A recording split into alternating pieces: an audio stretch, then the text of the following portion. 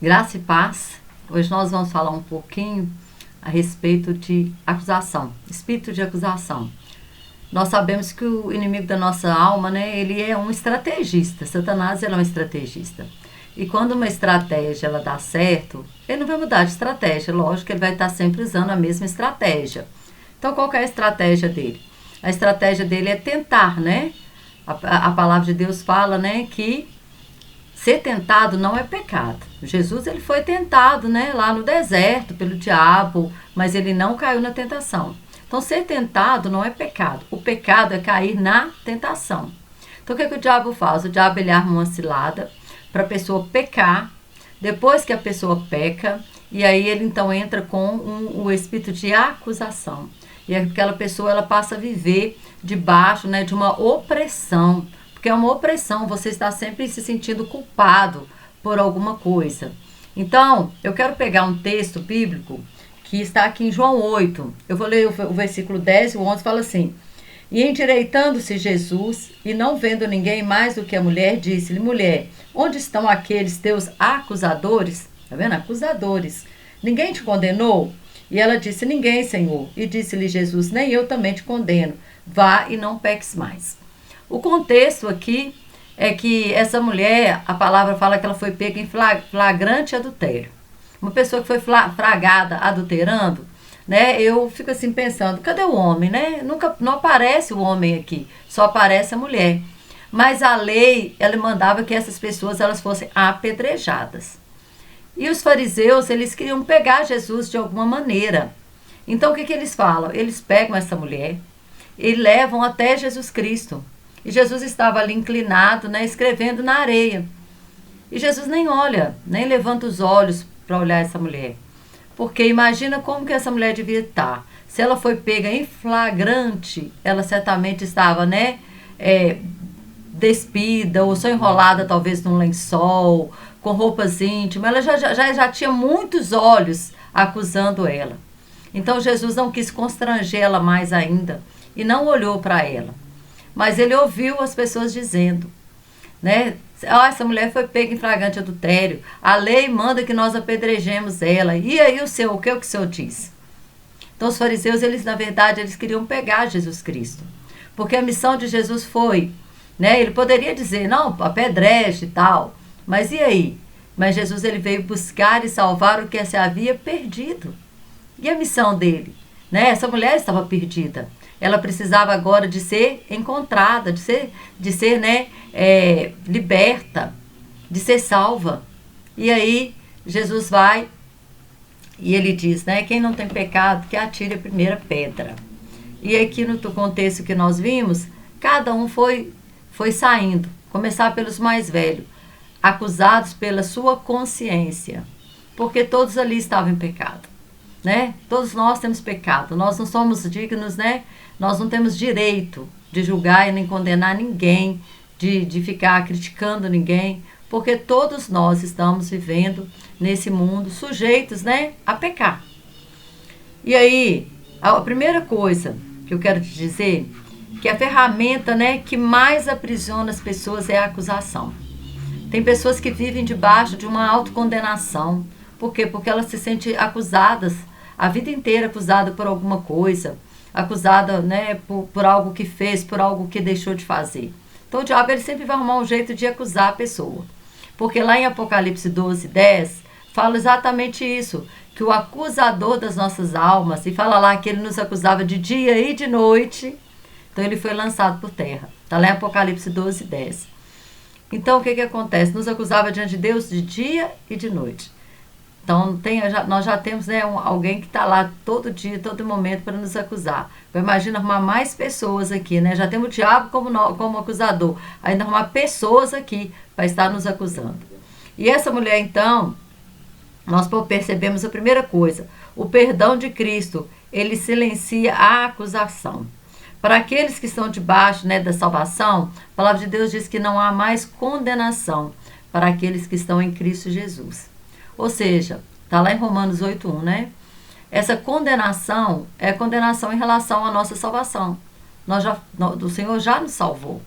Então não existe condenação mais para nós, porque a condenação que tinha que cair sobre mim caiu sobre ele. Então ele já morreu a minha morte. Então quando fala Romanos 8:1, está falando que nenhuma condenação há, não há, porque a minha condenação ela já caiu sobre Jesus Cristo. Então não existe mais uma condenação de morte eterna sobre a minha vida, mas existe uma sentença de vida eterna para aqueles que estão em Cristo Jesus. E aí o que acontece? Nesse mundo nós sempre vamos o quê? Necessitar de perdão, porque todos nós podemos errar. Todos nós podemos. O pecado, porque nós somos salvos, não significa que eu não peco mais. Só que o pecado ele se torna um acidente na nossa vida. Nós não vivemos mais pecando. Nós vivemos agora debaixo da graça de Deus. E essa graça ela nos ajuda a viver em santidade. Em santidade. Mas também não significa que a gente não peca. A gente pode passar um dia sem pecar, pode passar uma semana sem pecar. Mas não significa porque a única pessoa que não tinha pecado era Jesus Cristo, né? Então o papel do diabo é esse. Então nós não temos esse direito nem de acusar, nem de condenar. Porque quando nós fazemos isso, quando nós apontamos o dedo para alguém, isso quer dizer que nós estamos o quê? Fazendo o papel do diabo. Nós estamos ajudando o diabo no papel dele, de acusar, de julgar, de condenar. Ok? Outra coisa, a religião ela expõe as pessoas, mas o evangelho restaura. Ali estavam os fariseus, representantes da religião da época, né? Os religiosos da época. Estavam ali para o quê? Expor aquela mulher. Expondo ela diante, né, de toda a cidade. Mas o evangelho ele não expõe, ele restaura. Jesus ele não expôs aquela mulher hora nenhuma. Ele nem olhou para ela, para que ela não se sentisse constrangida. Então, Jesus ele veio o quê? Para restaurar. Jesus veio para buscar aquilo que havia perdido. O pecado traz o quê? Dor.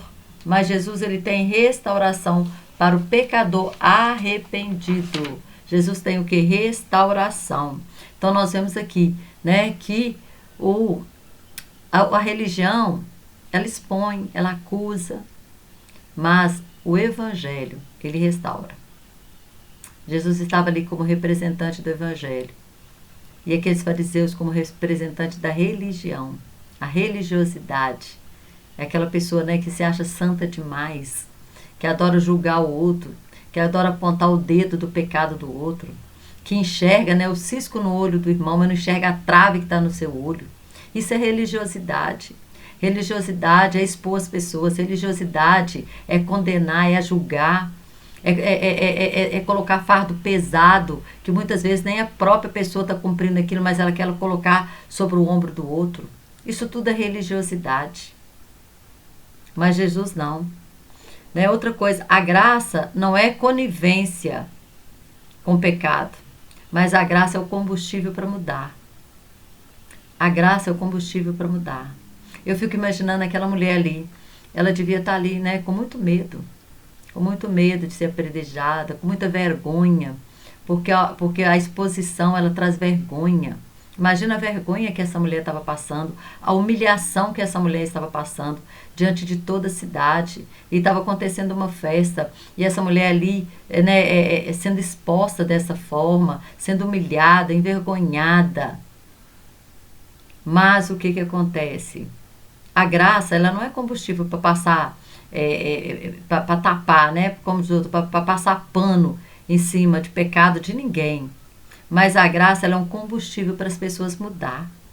Quando nós entendemos que a pessoa ela está errada, mas que o Senhor morreu por ela também e que com amor, é o amor que restaura. É o amor, a palavra de Deus fala que o amor encobre multidões de pecado. Que o amor lança fora todo medo, toda insegurança. Então, tudo que nós temos que fazer é amar as pessoas. Independente, sabe, do pecado, independente da situação, independente do que a pessoa tá errada ou certa. É nos colocar no lugar daquela pessoa. Porque misericórdia é isso, é colocar o nosso coração na miséria do outro, é entender a situação do outro, é entender a circunstância que o outro está vivendo. Isso é misericórdia. Misericórdia, né? Então a graça, sabe, ela não vai legitimar o pecado, mas ela vai te dar força para mudança. O Senhor falou com ela, né? Vai e não peques mais. Claro que não significa que ela nunca mais ia pecar, mas esse pecado ela não iria cometer. Ela poderia até errar, como eu, você, nós podemos errar a qualquer hora. Mas eu acredito que aquela mulher nunca mais cometeu adultério. Nunca mais. Porque ela recebeu. E ela ali, em nenhum momento, ela tentou justificar o pecado dela. Se você olhar, ela com o silêncio dela, ela poderia ter dito, ah, Senhor, é o homem, né, que me seduziu. Ah, Senhor, eu fiz isso ou por aquilo. Né, a gente às vezes faz isso, arruma desculpas. Desculpas porque pecamos, desculpa porque erramos. Essa mulher não arrumou desculpa, não. Ela ficou em silêncio. Ela ficou em silêncio, ela falou, seja qual for a sentença, eu estou errado. Eu estou errada. Então, muitas vezes nós precisamos entender isso, que nós precisamos não dar mais desculpas. Né? Isso foi o que Adão fez lá no Éden. E isso parece que está entranhado em nós, entranhado na natureza humana, de ficar arrumando desculpas. Desculpa para os erros, desculpa para não mudar, desculpa para não consertar. E as desculpas, elas têm que ser finalizadas na nossa vida. Nós precisamos encarar o pecado de frente. Essa mulher encarou o pecado de frente, ela encarou que ela estava errada. E ela não argumentou hora nenhuma, ela não arrumou desculpa para isso ou para aquilo hora nenhuma. Ela, com o silêncio dela, ela admitiu a sua culpa. E quando nós admitimos a nossa culpa diante do nosso Pai Celestial, Ele está lá de braços abertos para nos oferecer o seu perdão. Por que Adão não fez isso, né, lá no Éden, né? Ele não pediu perdão, ele arrumou desculpas. Então eu quero te dizer uma coisa, pare de arrumar desculpas e peça perdão. Coloque nome no seu pecado, o pecado tem nome. Não é, Senhor, perdoa a multidão dos meus pecados. Primeiro, crente não tem multidão de pecado. Se você tem multidão de pecado, filho, eu quero te dizer que você ainda não se converteu. Porque nós não temos multidão de pecado. Segundo, o pecado tem nome. O Senhor me perdoa porque eu menti. Eu falei aquilo e aquilo não é verdade. Me perdoa, Senhor, porque eu omiti uma situação, porque eu fui conivente com alguém, no erro de alguém. Dê nome, fale o que você fez. Porque a palavra do Senhor fala, né? Jesus fala lá em 1 João 1,7, se nós confessarmos os nossos pecados, Ele é fiel e justo para nos perdoar. E o sangue de Jesus nos purifica de todo pecado.